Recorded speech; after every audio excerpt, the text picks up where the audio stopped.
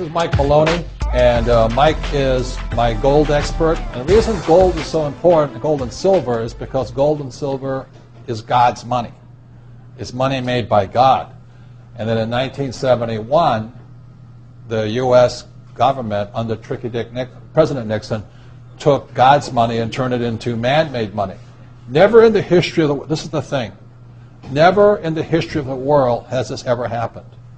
In 1971, the U.S. and Nixon convinced the entire world to replace gold and silver with paper money. This stuff. Cash is trash.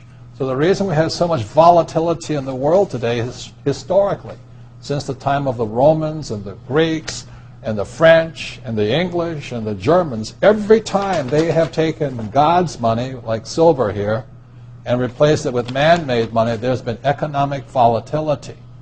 Now the problem is, so the dollar is going to keep dropping. So one of the reasons I can predict what's going to happen is I can predict the dollar will keep dropping simply because the U.S. government and now the euro, the European central banks, are printing so much of this trash.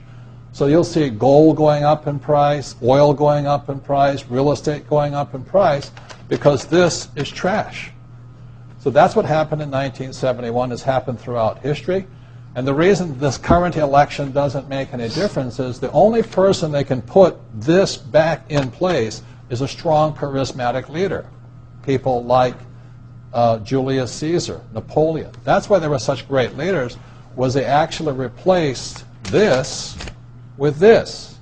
Unfortunately, we do not have that person among the candidates. I know Ron Paul, philosophically, I agree with him as closely as possible, but unfortunately I don't think Ron Paul has the chutzpah, as my Jewish friends would say, to change this whole thing. So there will be more this printed than ever before, which means the dollar keeps coming down and other things keep going up. And that's really what's going to happen.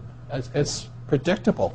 And eventually this will go to its true worth, zero.